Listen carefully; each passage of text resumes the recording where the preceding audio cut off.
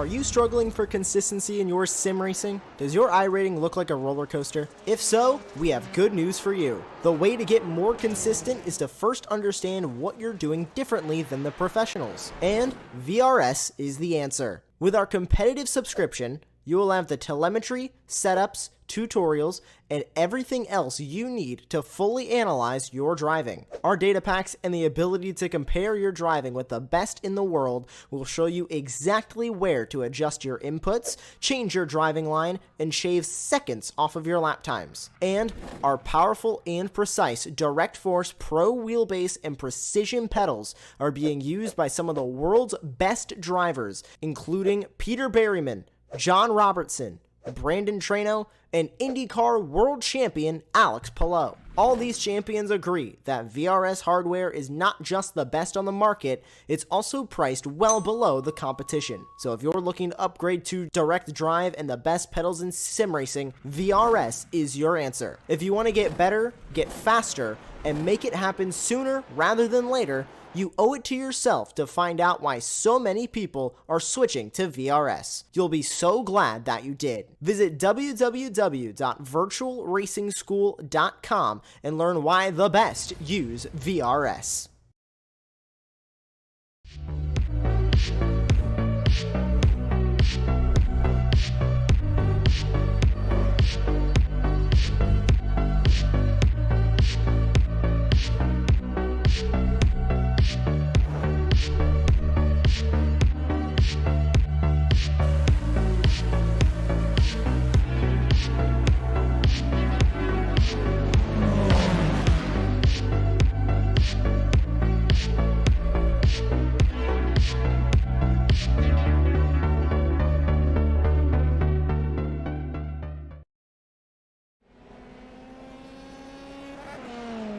Howdy, howdy, howdy, everybody, and welcome to iGPFun Formula 3 Series presented by 3D Rapid, the final round of the season here at Hungaroring.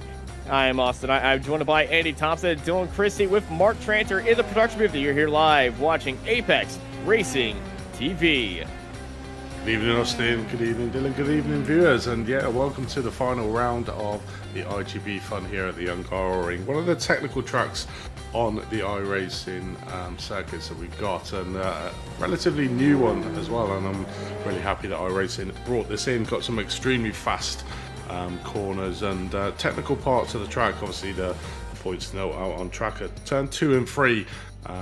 Should see some good action down that corner, and then you got the terrible 4-5 that seems to catch quite a few drivers out. But with the combination of the F3 cars, should be an exciting 60-minute race around here. So, Dylan, welcome to the booth, mate. What's your experience around this track, and have you done it in the F3 cars, mate? Yes, so with quite a bit of experience in Formula cars, I know that I think for this race, the key to doing well and moving up is going to be getting up to speed quickly. Hungaroring offers many good passing opportunities down into turn 4. I think is going to be a big one on the start. Taking opportunities where there are gaps, and then just making sure that you even out, stay single file once you get through the start and stay out of trouble in the beginning.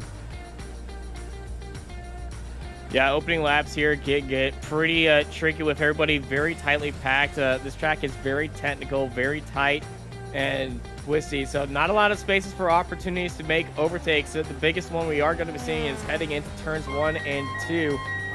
Those are the two biggest braking maneuvers, but around this track, it's very tight, very fast and tricky, and Sector 3, after that tight chicane, is going to be where we're going to be seeing most of these party car incidents and people setting up these overtakes.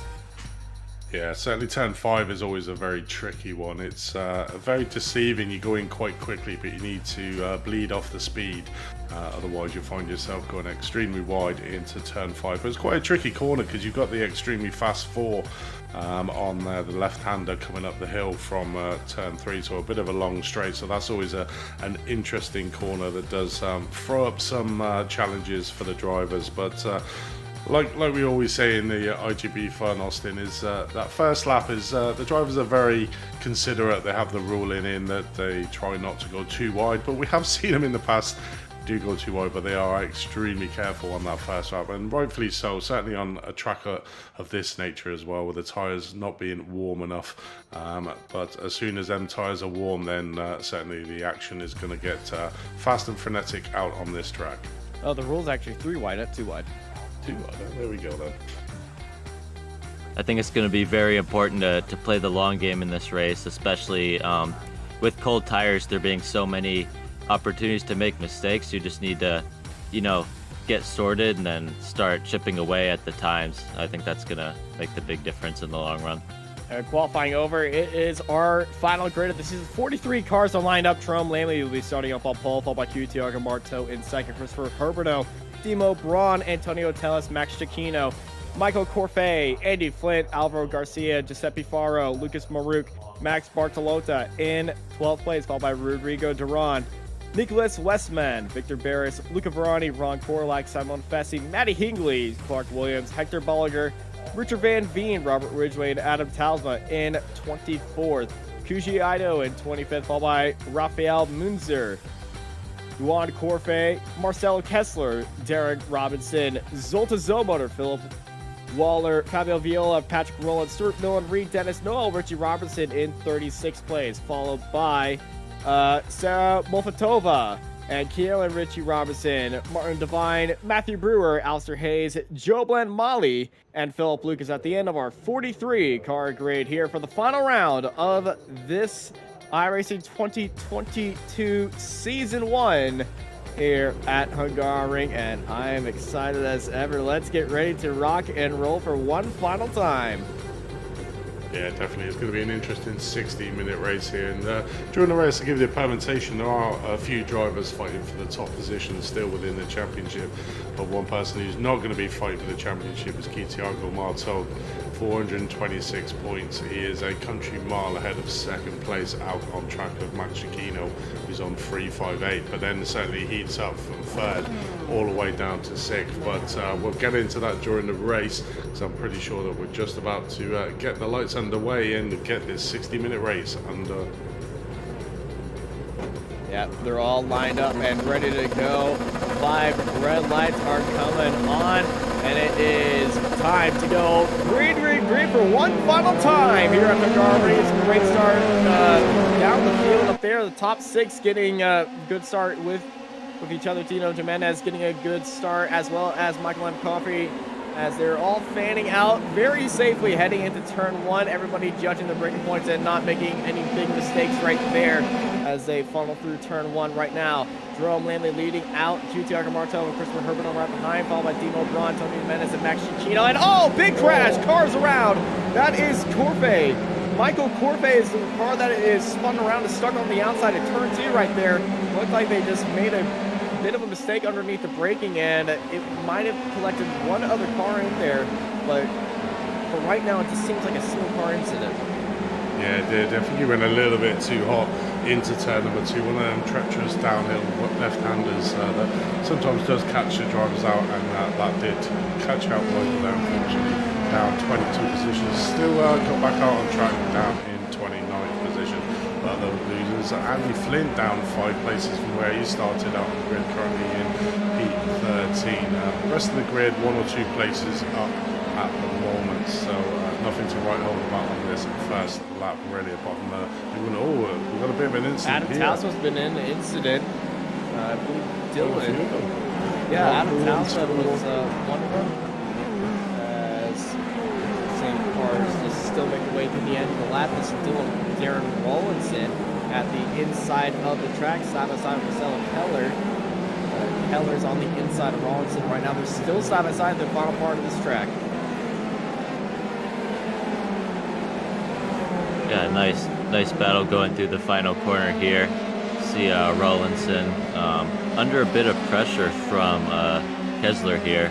As wow, so Kessler going down the inside, it looks like, and it's a tough track to pass on, but this is a great opportunity as well, going 3 wide here. Well, that's a big lock up by Kessler. Kessler missing the corner, and Rawlinson just able to stay in 26. Corfe ahead of him made that 3 wide and made it actually work. Lucas Baruch fight for 10th side by side with Duran. Duran's on the outside. Lucas Baruch making it through there, but just had to. You can really. I don't think we've ever seen drivers go stop. No, wait, no, we have Alonso and Hamilton. Thank you this year. You're talking about turn number 4. Oh, really yeah. treacherous, really treacherous going 2 by 2 wide, because literally the car gets thrown out wide when you come off the exit in that corner, so it's not advisable for drivers to go 2 by 2 wide, but currently watching Curtio, so in 26th position in that midfield. That's a And it shows you how competitive this series is, that even back in 26, their cars battling for spots, and it could be really easy to settle in, but these drivers want every spot they can get. Even on cold tires when the car is hard to drive. Hungaroring does a great job of providing room to make passes, and you can see these drivers capitalizing on that. Yeah, Ron Korlak was spun around the outside right there, and there's bringing a lot of chaos happening throughout the field. Multiple cars heading into the pit lane. We currently have 3 cars in the pits right now. Korlak, Juan Corfrey, and Adam Talsma made trips into the pits right there. So 3 cars visiting the pit lane, but a lot of incidents. It's just mainly cars just losing control and getting stuck on the outside. And we already have a few people really capitalizing off of that, as this is Giuseppe Lafaro losing a few spots, as we're looking at our fight for the lead right now with Lamley and Marteau. Yeah, great. Sorry, Chris. Oh, it's all right. Yeah, so Lamley out to a great lead right now, but I can see Marteau getting up to speed well on those quick tires and just chipping away at Lamley, and I think that's going to be a really interesting battle once the race goes further in and Lamley's either able to get further up, or Marteau's able to get further up, because he's only 7/10 back now, and I can see that being a really good battle coming laps. Yeah, Marteau is king at playing the long game. He knows how to stay behind somebody, and when he gets into those closing stages, that's when Marteau really comes into his own. and, you know, brings out those legendary 13-second gaps to second place. Yeah, definitely. But Jerome Lumley had a really good qualifying there, putting it on to, I think that's his first pole position throughout the season, so a great qualifying session for Jerome Lumley. He's normally at the front of the grid between it, but he's probably not one that's normally at the front. But like you were saying with Martel, you know, somehow in the later stages of the race, when everyone's struggling with pace, he just seems to find a lot more. But currently watching the side-by-side battle here with really nice late dive on the inside of Luca Barani. That's Matty Hingley, the sergeant at arms, with a big send into turn 1, who's in the draft of Luca, and he saw the opportunity to sneak his car down in there, and Matty Hingley for 15th. That is a fantastic move right there. Hingley did a great job of following Fezzi through there. I mean, he capitalized on an opportunity that you wouldn't have thought was there. So great move by him. His eyes are wide open, and he definitely knew that that one was coming. And we've seen the speed by Matty Hingley and the attacking prowess of him from well, just the Mosport race on its own. Oh, that was almost an incident by Cucciato and Fabio Viola. Cucci was just defending onto the inside and slowed up a lot to make the corner, and Fabio just followed him right there just to stay in the draft, and it's like both of these drivers just missed the corner as Rollinson is starting to pull away from these two. Yeah, that's one of the things you've got to watch on that turn number 5 is actually the car in front slowing down quite a lot and trying to make sure you don't get caught out by that. Like I said, it's like it almost curls back on itself, so you have to slow into the corner, but you're going really quick off turn number 4, so it's always going to be one for an incident. We nearly saw one there by Viola going into the back of Iota, but managed keeping it nice and clean again, but still sticking up with our resident Japan driver in front that you can see there, so possibly be able to make a move down into the first turn.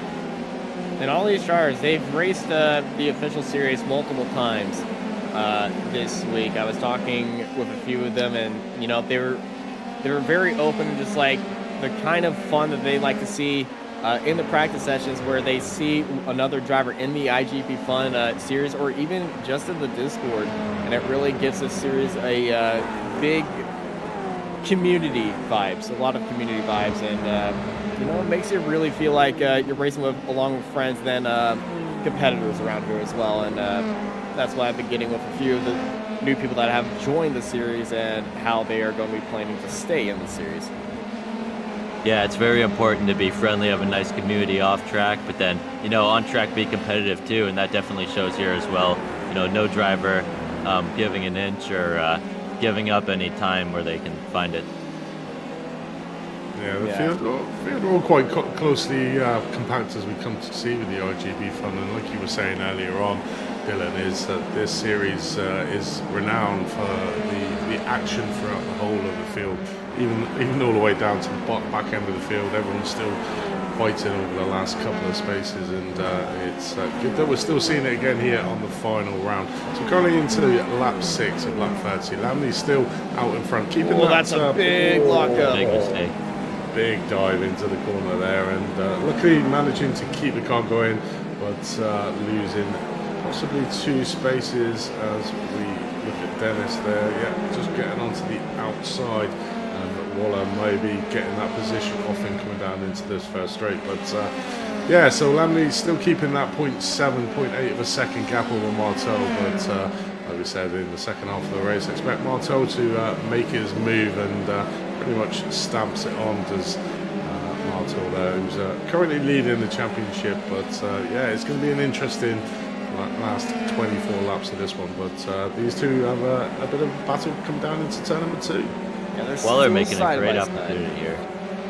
Yeah, Waller making a great opportunity. You can see here he's working really hard to try and get that spot, and he had his nose in turn 1, and he almost made it stick, but of course Dennis doing a great job of defending that spot, and seems to have bought him off for now. Yeah, he's made the move work throughout that corner. There was a little bit mistakes here and there. I'm pretty sure one of the cars jumped across the grass to absolutely try to get any bit of more momentum right there, but you you know, they went up to turn 4. You can't really go side by side through there, and you know, one of them had to let the other one go right there, and well, unfortunately, car behind blinked first. Yeah, but a nice run going through here. It looks like Wisman might be under some pressure. Looks like as So 27 to Simone Fessy. Simone Fessy and Fessy. Budrath. Oh, it goes down the inside. Low. Here we go. Might Heading make this into one stick. Car stuck on the inside. Fast. Turn 1. that was a car coming out of the pit lane. So doing a nice thing and stopping it right near enough on the apex. So giving the drivers a little bit of scare. I believe that was Martin Devine just stopped on the track right there. Yeah, definitely. But I mean, what is interesting about this track is, like you were saying, Austin, the big overtaking parts of turn 1 and 2. The rest of the track, there is really only that one line that you can go through it, and you have to be really committed to make a move down the rest of the track. Obviously, turn 12, as we saw a few drivers there getting it slightly wrong and going wide, but luckily there is a large runoff area down that portion of the track coming into the last couple of turn-ins. So it's quite a difficult track to pass on when you get into the mid-sections of this racetrack, and you've really got to be committed to passing moves and make sure that you can actually commit to it, because we've seen a few drivers getting it slightly wrong, certainly coming down into turn number 12. Yeah, if you have the opportunity, you got to go for it around here, because half this track, it's well, it's pretty much a corridor of well, track and grass on the outside of it, and you really can't make any moves around here. You can battle through there, but it's going to be really hurting your momentum if you are not fully committed into making these overtaking maneuvers. It's interesting to see Barcelona all over Garcia here. He made a slight mistake in the back, but you know, he's real committed to trying to get that spot. See, wow, a nice battle through here as Talisman going on the inside. Molotova stuck behind Stuart Millen and Talisman, and that's Stuart Millen heading into the pit lane. And Sarah, oh, I thought Sarah was just following them right there, but no, Sarah also heading into the pits. I believe they both have data. Yeah, they both have data. Both go into the pit lane, but they must have made contact earlier on in the lap. That's really unfortunate to see. Yeah, quite a few of the drivers getting caught out with this track. It is one of the ones that rewards the braves but punishes the weak, as I suppose you would say. In, you know, you don't commit to some of these fast corners, you will go off the side and often spin it, as we watch a replay of Stuart Millen. Well, this come down to turn number 1. Let's see what happens here. Oh, Sarah just missed the breaking point, and oh no. That's unfortunate. That is.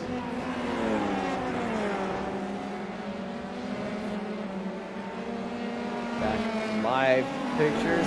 Darren Walton looking to defend from the attack of Cucciato. Cucci took a inside line, and behind him is Fabio Viola, one of the 3-wrap Squadra Corsa cars.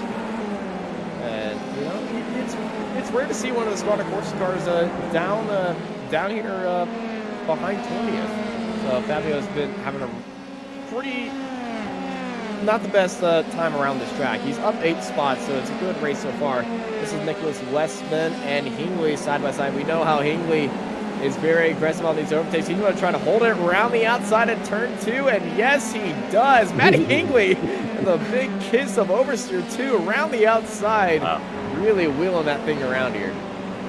It was an impressive pass, as he seems to have cleared him, and wow, a nice battle through here as well, as Roland's trying to fight off 2 cars as one. Oh, he tries to go around the outside, and I think he might make it stick too.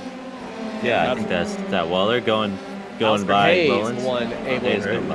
Abel was the one defending from Rollins onto the inside. Rollins backed off right there, heading into turn 4, and Philip Waller was the car on the outside. And then Patrick Rollins is the one that was following. He was actually off on the exit in turn 1, all the way pushed to the grass by Alistair Hay.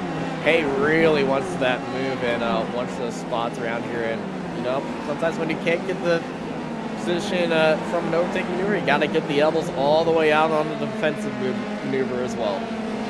Yeah, definitely. We're watching the front half of the battery, a really long train. You can see the cars here all the way from Bartoloma in 8th there. And in fact, this group, if you look at it, all goes all the way up to 6th place with Gigino there in 6th, all the way down, following down quite closely. All the way down to probably P17. You've got these big cars less than a second between each other, so a big long train from 6th.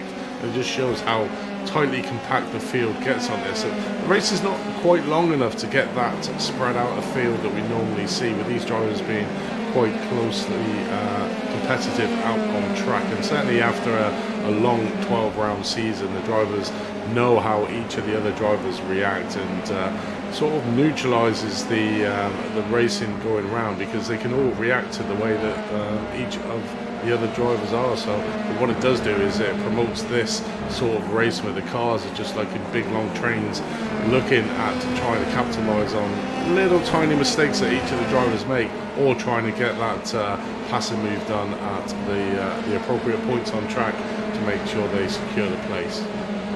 Yeah, despite the error wash and despite how far we are into the race, I mean, they're still nose to tail, close together to each other, and that just shows how important consistency is for this type of racing here. Yeah, you got to be very consistent, and especially if you're so close with the car ahead of you through that tight, twisty section, you got to account for the loss of aero grip in the car. So we ride on board with Simone Fessi, see him in that clean air, getting all the way to the inside line. And this is helping the car rotate a little bit more with that clean air and getting out of that dirty air. So he's in the draft of Andy Flint ahead of him. Flint. So here's Fessi, the big Senderuni, the 27 Frenchman, sending it down to the inside and making the move work right there. He was about a car length behind Andy Flint when that move was engaged, and then he was a car length ahead when that move was finished. Yeah, I mean, you saw the slip switch right at the end of turn number 1 come into real big effect there. Like you said, around about a car behind Andy Flint there in 13th place, but the overspeed got him into the corner and was able to get that car stopped going around first turn and keeping that in. But going down the rest of the straight, it was almost neutralised in the gains that you would expect to see. Certainly down an extremely long start-finish straight that we do have here at the Hungaroring, and it really comes into effect in that last third coming down into turn 1. So expect to see a lot of passing manoeuvres just like the one we just saw on screen. Yeah, definitely was a very committed move as we were riding on with Alvaro Garcia. I want to take a look at Lucas Maruk's car. You know, I pointed out the wings in the car at the start. Well, it's actually the wings of the Canadian Goose, a very mean Canadian Goose. And if you look at the air intake, it does say honk. Great liveries that we have in this series. Yeah, he messaged me about it, and I just looked at a still of it, and it's just one long word of honk. based off the goose. That's probably one of the funniest liveries I've seen, but also one of the coolest liveries I've seen out there. And I just absolutely love it. Yeah, some of the liveries that we've had in this season have been awesome. And great job that you guys have done on getting the paints. But currently watching Viola just having a bit of a fight here with, I think, is that Rollinson that's trying to get up on the inside here at turn number 2, managing to get the move done, pushing Viola out, but Viola he's on the outside line. Oh, Contact's made! Wow. Oh, could see that one coming. Both trying to get the apex of that corner, and unfortunately, Rollinson just getting off the worst there into that corner. But we'll have another look at it here. Yeah, Fabio Viola, you can see the big dive down to the inside, but Rollinson able to hold it around to the outside, but Viola is still there, and this is lining up heading into turn 2. They're going to be side by side through the corner, and Fabio was really committed on that outside line. He got a very diamonded off exit right there, and he just didn't, I think Rollinson just didn't know that Viola was able to hold around the outside right there and try to cover him off, but unfortunately, there was contact. But luckily, both of these cars look like they're they're okay. I don't see any damage on them, and I'm surprised because Roland Simmons actually airborne for a hot minute right there. Yeah, it could be quite deceiving, though. We'll see if he comes into the pits here. And, nope, certainly doesn't. So it looks like he's... oh, that's a kerfuffle, and that is going to be one angered goose. Honk. He's honking there. This is Rodrigo Duran, the goose of Maruk behind, and Maruk. And they're entangled right there, but Maruk, it just looked. That's a very Hungaroring-esque incident because there's not really a very easy to see braking marker there. It's kind of hard to see. When the car ahead is braking at that point. It's just like Lucas didn't have enough brake pressure to avoid that, and they were both in the line. But that's unfortunate. I feel like the track has many fast sections and good areas to catch up and make a move, but then it goes to chicanes that are single file, and it's just hard to maintain that side-by-side racing.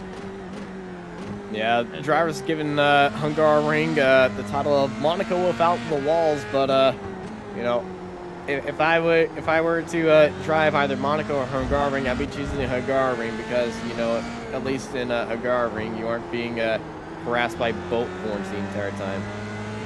So it'd be great to see on board here with Matti Hingley. So we see the slipstream effect not really making inroads, and then we get back down to this last third of the track, and then all of a sudden it just comes right up to the back here. Are we going to see him sing descent? Yes, we are, getting all the way onto the curves down to the inside.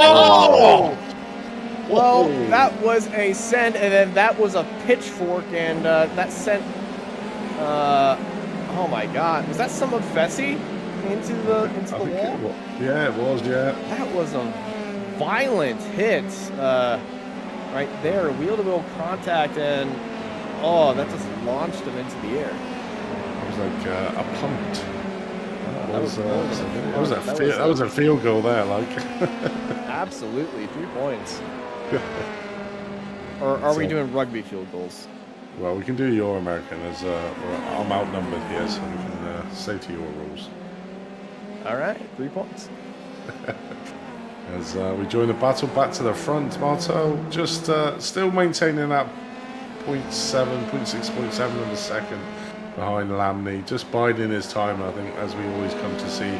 Coming around to the end of lap 14, so nearly half race distance here, and this is the time that we start seeing Marto make that charge up into the first place. So we'll see if in a couple of laps time if Lamney can still hold that P1, but he seems to be doing a great job at the moment out on track, pretty much matching Marto's pace. The last lap was a 136.09 from Lamney and a 136.02 from Marto, so pretty much these two drivers doing the same lap times around this Hungaroring, and like we said, it's great qualifying there for Lamney and still maintaining that first position.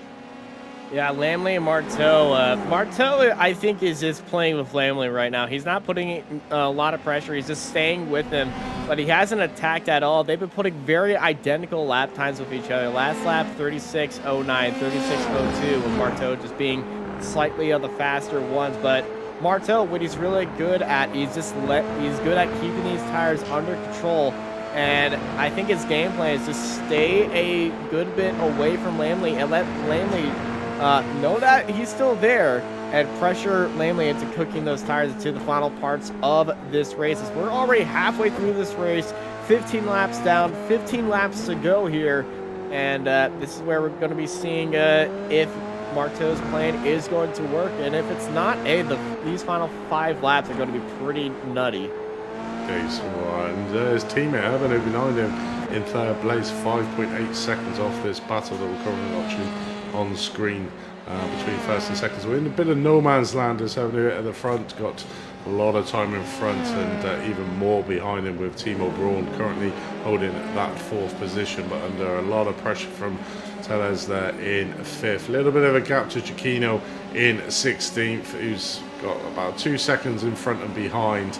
And then the big battle for that P7th with Garcia, Bartoloa, VRS not far behind, fighting heavily with Flint. So that midfield battle that we always come to see in these IGP Fun is certainly alive and kicking in this last round of the championship. Tellez is all over Braun here, going for this 4th spot. He was considering it looked like making a late lunge down into turn 1, and then he thought about it and he said, "No, what? I'm going to play the long game." But he's still all over Tellez here as he enters this quick section here. You know, there's a lot of aero wash, but despite that, he's staying right on his bumper, looking to make a move. Could be a serious challenger if he keeps putting down consistent times like this and is able to get by Braun. Yeah, it sort of neutralises though around this part of the circuit.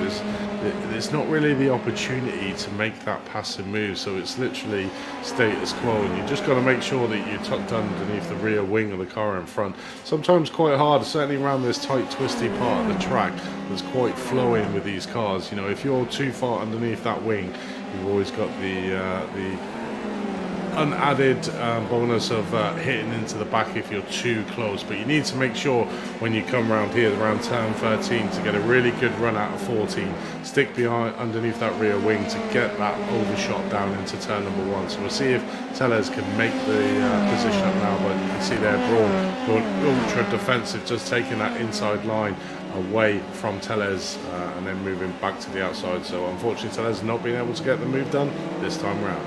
Yeah, the front straight here is not long enough to really get a massive overspeed on the car ahead. And, you know, that's where you got to be very aggressive on the brakes here that we're seeing with a lot of the drivers. Though it does make me very excited because in Formula cars, you know, we got that dirty air effect and it slows the cars down behind you. Loss of downforce, relying more on the tires. It does make me excited for the new F1 cars when they come here later this year.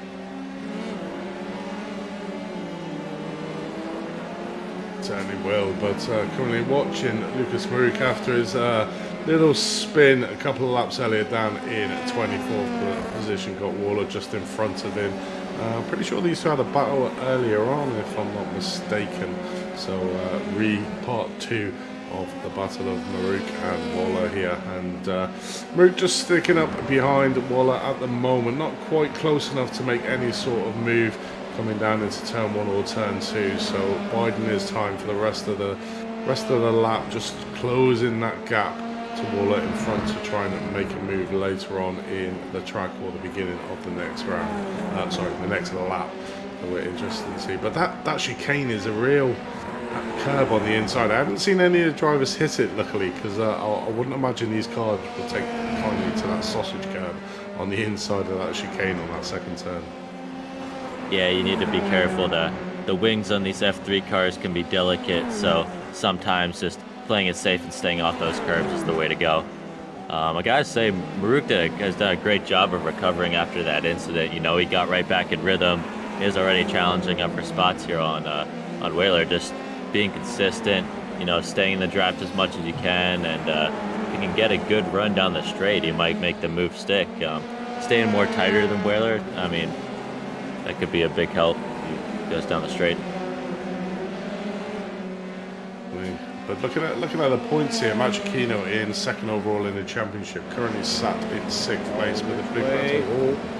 Side by side and turn 4. Oh, this does not end out good. Ridgeway trying to hold it down the inside. Side by side. Coffrey, Michael M. Coffrey, really gutsy opportunity. Looking around the outside right there. He used all the off track. This is Fabio Viola following Richard Van Veen down to the inside. Is defended by Veen, and then Viola goes around the outside. And side by side heading to the water park chicane. And side by side through there. And it's slower than a snail pace as Richard Van Veen able to retake that position right there. And that chicane is a killer. Yeah, well, it is. If you go side by side, you saw how much time they lost. Rollinson behind was quite far back, and now has clawed back a little bit of time for them to battle in through the chicane of turn 6 and 7. Going extremely slow through there, just lost loads of time going side by side. Not really made for 2-car wide is that chicane part of the circuit. But obviously these drivers just trying their luck and seeing if they can make it work, but unfortunately that didn't pay off that time round. So Noel and Kieran in a battle with each other right there. Not really a battle, they're separated by a second, but they're always right next to each other.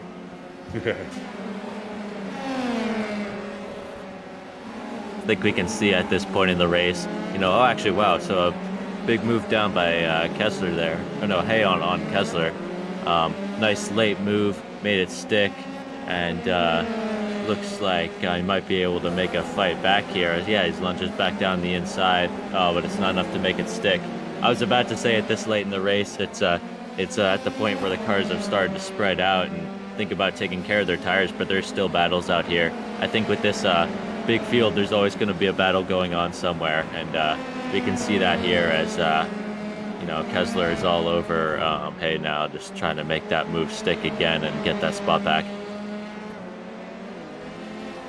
One of the great things about this league, if you fall off one battle, you're just going to get yourself right back into another one. So it's like 30 laps of complete fun out on track, having fights with them. There's nothing worse than being out in a 30-lap race just stuck out on your own, like Urban has been for pretty much the majority of this race. The rest of the field having lots of battles, which makes it all the more entertaining out on track, and certainly for our viewers it makes it extremely entertaining where we see cars just trying to make as many passes as they can, and it becomes a sort of feature of this to see who actually can get up the most positions. So at the moment it's Alistair Hay, currently at 21 positions from where he started, is a Scotsman currently in P20. Just shows the size of these fields and how much the drivers can get up the rankings in them.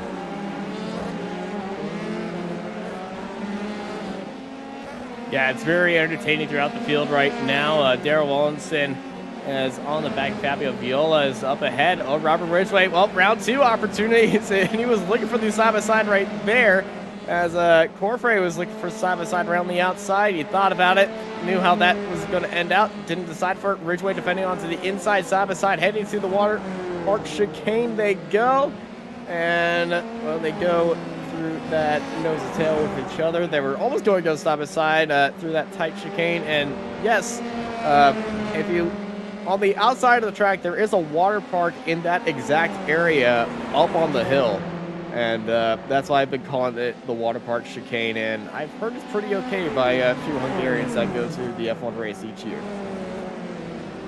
Yeah, Ridgway did a great job of defending through that chicane there. I'm not sure who that was. As Dino Braun under pressure is the 11 of Tellez. Tellez not able to get that move done right there, but this is a good fight for 4th place. Yeah, these two been battling pretty much the whole of the race. Only 9 laps left to go for Tellez to try and make that telling pass over Braun for that 4th place, but Braun doing an excellent job at the moment, just holding off Tellez there for the 5th place. But what is now starting to close up is that battle for 1st place. Marteau now only 0.4 of a second behind Lamley. He's leaving it a little bit later than we normally see Marteau make that move on the 1st place, but certainly getting ever closer to Lamley in front. But these two at the moment having a cracking battle out on track, and we're just watching the action here. Back from Timo Braun's car in 4th place with Tellez just behind him, losing a little bit of ground through that little section of track there, but pretty sure that Tellez will close up the gap coming around these tight, in fact these flowing left right-handed corners. Yeah, and speaking of closing that gap at the lead, it is that's a big crash. Clinton Hingley, well, the tables have how the tables turn. Hingley is spun around after contact with Andy Flint, and this is Luca Verani defending from Hingley. Verani with a little bit of a lockup. Hingley looking to the inside of the outside of the inside of the outside off the track, looking down to the inside of Verani, and now Hingley and Verani are side by side, but Verani used the outside line of the track. He's going to be getting a little bit more momentum, and the draft of the car ahead as they're going to go side by side heading into turn 1. Hingley, I can guarantee you, is pretty much red hot after that one, down to the inside and making the move and getting into the AstroTurf right there. And while right before, well, they're still going to be side by side right now, but Ronnie backs off and lets Hingley by right there. But Hingley, oh man, he's going to be red hot after that one. Yeah, Westman as well probably had the scare of his life when Hingley literally nearly enough took his front wing off coming back onto track after that incident, but luckily managing to not cause any issues did Hingley. Got right back on it and managed to take Varane there coming down into turn number 1. So okay, let's see if I can go back to what I wanted to say. Speaking of the gaps closing, well, the gap at the front hasn't really closed down. It's been kind of hovering about 0.2 advantage to Marteau, 0.2 advantage to Lamley, but we are closing in those final laps. We're currently on lap 23 out of 30, and that's 7 laps until the end right now. Let's ride on board with QT on Marteau as he tries to chase down Jerome Lamley. You can see on how much later on the brakes he is, but he is putting down slower times than Jerome Lamley. Is Lamley going to be able to hold off Marteau, or has Marteau overheated those tires? Yeah, I think this shows all the work that the drivers put into qualifying and how important qualifying is, because when you have 2 almost nearly identical drivers of Marteau and Lamley, you know, neither making a mistake, consistent lap after lap, then it does come down to where you started, and you can kind of see that here. You know, if Lamley is able to put down a good qualifying time and then not, you know, go 30 laps without making a single mistake, then I'd say this race is definitely in his hands. Look at that line by Lamley, who's actually in the grass coming out of turn 4. About half the car was in the grass, and then heading into the into the braking marker. Hello, random car on the left. He gets back out onto the track. Is that a strategy to get into the grass too? I know in the old iRacing model that if you go into the grass, you will cool the tires. That's no longer a thing, but is it helping Lamley? Because he's been doing it every lap. I haven't really noticed it, but he's a very brave man, because obviously that grass can spin that car out, certainly coming around that turn before. But where you're talking about the qualifying positions, then if you look at the timings out, the top 6 are where they started on that qualifying lap. So, you know, the top 6 pretty much keeping pace with each other, and only separated by the position that they were on the qualifying grid. So extremely close. Obviously we've got Timo Braun and Tellez having this epic battle for that 4th place at the moment. Tellez is getting a little bit ragged around some of these corners now, so maybe them tyres are starting to scrub off slightly, so just needs to be careful of that to not lose that 5th place. That it would be a great point haul for him in 5th place, but obviously just he's that 4th car in front, and that's what he wants. Yeah, a little more spread out here in the back. Wenzer had a little off track, but seems to have recovered here. I mean, they're pretty spread out back there. I mean, which makes sense given how far we are into the race. Back to Lamley in the lead, who seems to be stretching the lead actually even further. Second lead. Yeah, it's impressive. Maybe like you said, Austin, him using those track edges, it's tough to do in iRacing. You know, it's a very fine line with those track edges, but I mean, you can see he's making it work. You know, he's wheeling it pretty hard with those track edges and using all the track he can, and that seems to be helping him here to build that gap. That's certainly helping to keep those tires alive, pulling out that gap to Marteau. 1/10 gained in Sector 2. You can see them all the way out onto the AstroTurf. Down the front straightaway, 5 laps to go now here at Hungaroring. 1 second separates them. They're coming in on traffic very soon. Yeah, traffic will certainly bring a factor into that. I mean, you know, both drivers are really quick, but, you know, you start to bring in lap traffic, and you have to, you know, take into account managing just those interesting situations, because you really never know what's going to happen with the lap cars. So, you know, just staying out of trouble, but then, you know, you can't slow down too much, because then Marteau would be all over him, and I know he'd Lamley does it again, taking his spot. We're coming up to turn 4, going all the way to the outside of the track, down to the inside just like you would, and then all the way to the outside again, and yeah, he's in the grass. Wow. And breaking all the curbs. So he's doing that on purpose. Yeah, I think he is. Line, that is. That's That certainly is an a illegal line. very interesting line. Well, luckily he's not turning when he's braking, or else I think he would be spinning. So Well, he's there you actually braking on the curb, so he's lining up the car for the curbs, and it's just half the wheels are on the curb in the grass leading up to the curb, and he actually does it right there, but not substantially heading into there. I'm pretty sure there might be some benefit of him doing that. Really Yeah, it could working be for him. tire saving. That is, I've never seen that before. We're watching the battle between Westman and Balaga here in for 12th place overall. Luca Varani just managing to break these two at the moment, just up the field, bound 2 seconds ahead of these guys we're currently watching. But Balaga there in 13th, got Westman in his sights at the moment for that P12 as he looks down the inside. Very brave man if he tried to make a move there around this part of the circuit. Hector there just doing an exceptional job of just letting Westman know that he's there and trying to put Westman under a lot of pressure. But at the moment Westman managing to keep that 12th place, but have a look down the areas.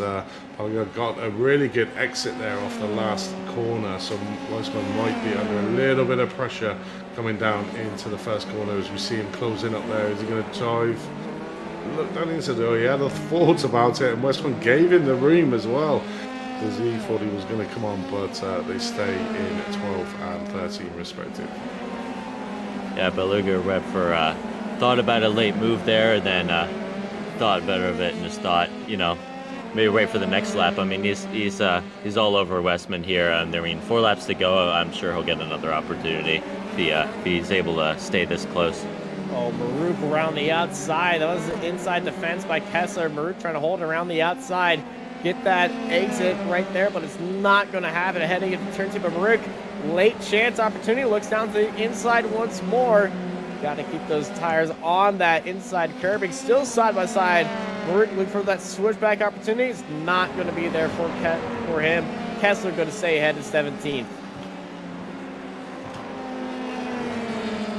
Yeah, Maruk's being really aggressive here, trying to get by Kessler, and it might just be enough to make that stick. Side by side, and oh, big contact. Westerman gets pushed off the track. This is exact. Oh, Balaguer's broken his suspension. Balaguer going straight off. Balaguer's in the wall. Hector Balaguer is off the track right there. I think he's broken his suspension after that contact. And this is a late defense by Max Bartolota and Victor Barris side by side. They went for just a little bit of second. Barris looked down to the inside. Bartolota defended down to the inside with him, and they're a very heated fight right now. Look at this defense by Max Bartolota going all the way down to the inside. Barris alongside with him right now. They're going side by side. This is kind of reminding me of a Nico Hulkenberg fight back in the day. As they go side by side. Barris now, he's on that inside line heading into turn 4. Bartolota's stuck way on the outside heading into turn 4. Barris, though, switchback opportunity, able to get up into 8th. Yeah, it's impressive. I mean, that's some of the most side-by-side racing we've seen around here at Hungaroring. So it's so hard to do. Those two making it work pretty well, even so late on in the race. Victor Barris. Well, that was a good overtake up behind them. Reed Dennis looks down to the inside of Rollins. And, well, he had the opportunity into the corner, and now he's slowed up immediately. As that is, oh, he's being lapped. That's the number 7. Adam, no, he's not being lapped. He's being overtaken. I'm going crazy. There's Andy Flint overtaken there, but yeah, Reed Dennis just down there in. Oh, hello. 23rd place. Oh, hello. Oh, hello. Oh, oh, Viola and Hay. Hold your horses. That was amazing.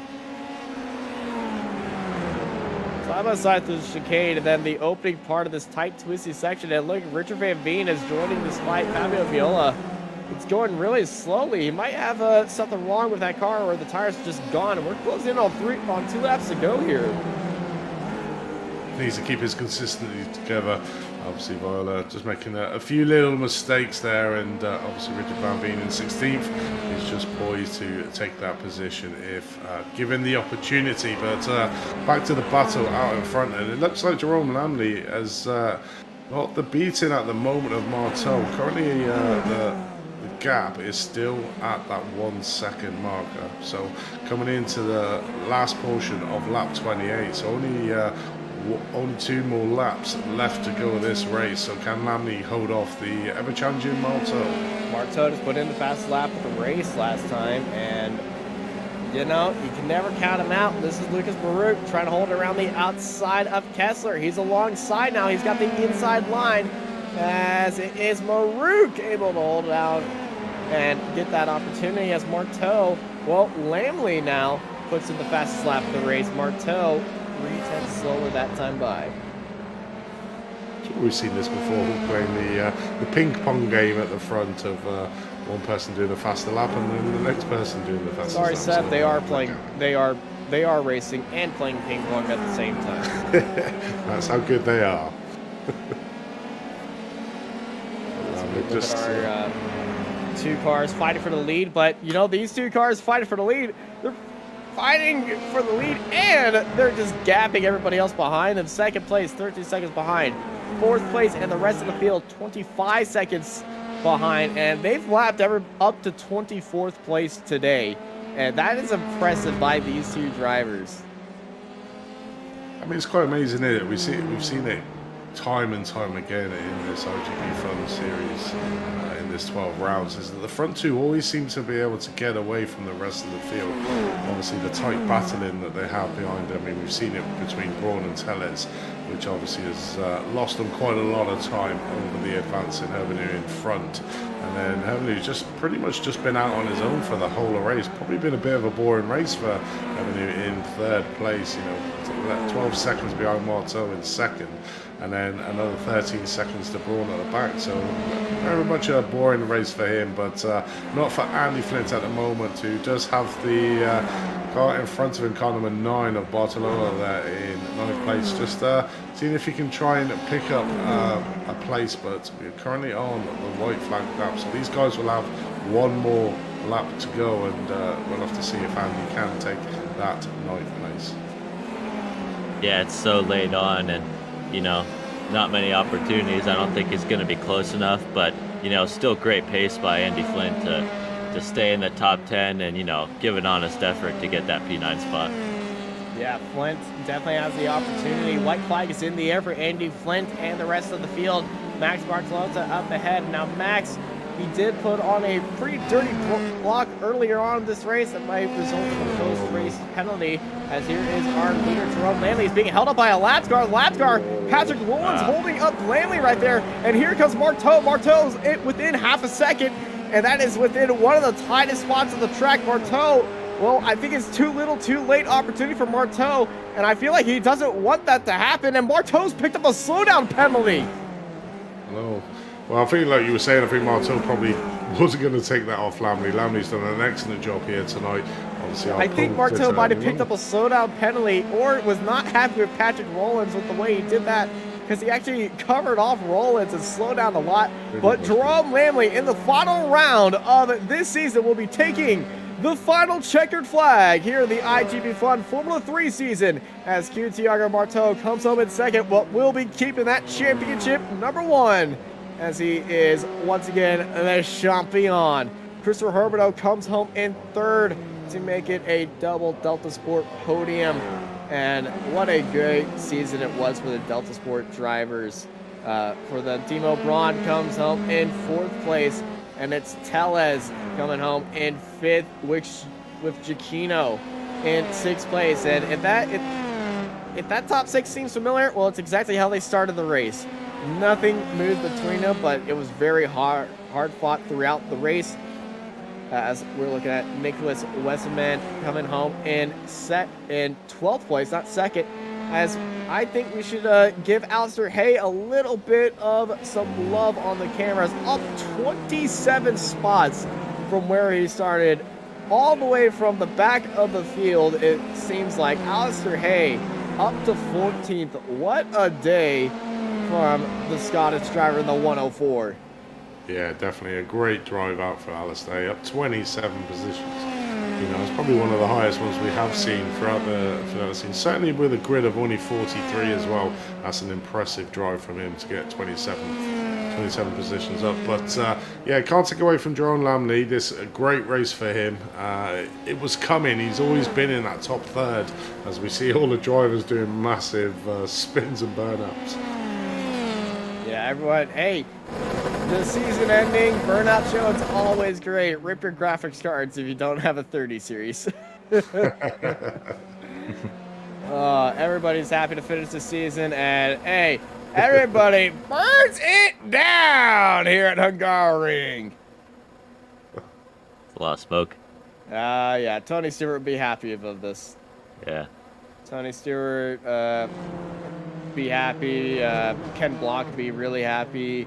Chris McFarlane be happy. Guess everybody, yeah. Yeah, everybody. You know, you're never sad when you see a car doing a burnout. No, I am sad that the series has ended though. That's been 12 Unless rounds if you're unless you're a Ferrari fan and watching Sebastian Vettel as the Americas. That one was not fun. What is sad is the end of the season. You know, Yeah. that's been 12 rounds of epic racing on a Sunday night. Certainly kept me entertained, and having you alongside me, Austin, has always been a pleasure. But also having Dylan on the last round, it's been a pleasure to have you in the box as well, mate. Thanks, Andy.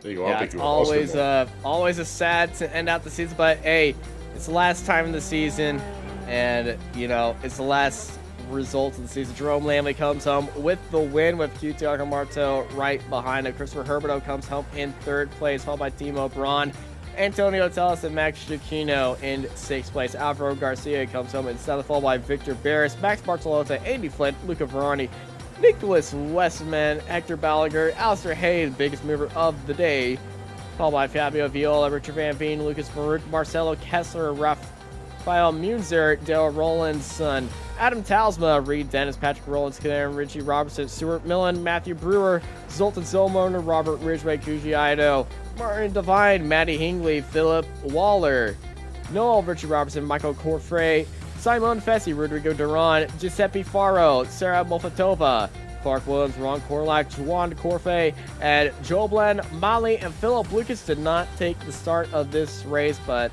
41 cars started, and they didn't, not 41 finish this race, but you know, we've been seeing these names throughout the season. It is the end of the first season of 2022. We're gonna be taking a week 13 break, and then we'll be back for another season of iGP Fun Formula 3 series presented by 3D Rapid. Thank you everybody for joining us here throughout this season. It was an absolute wonder seeing all y'all on chat and talking to either drivers or spectators throughout the season, and just loving how y'all are enjoying the broadcast and everything. So bottom of my heart, love seeing everybody in chat, and can't wait for next season.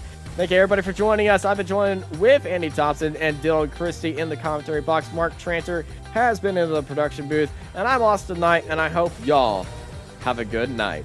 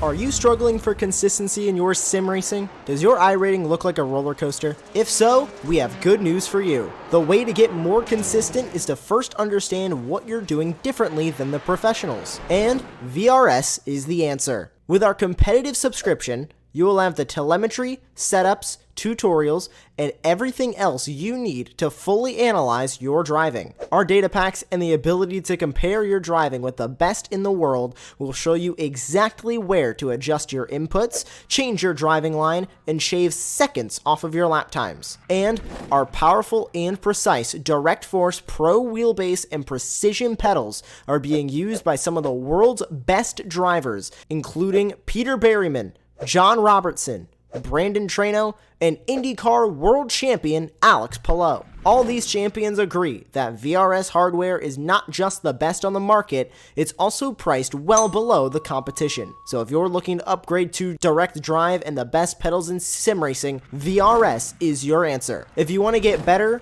get faster, and make it happen sooner rather than later, you owe it to yourself to find out why so many people are switching to VRS. You'll be so glad that you did. Visit www.virtualracingschool.com and learn why the best use VRS.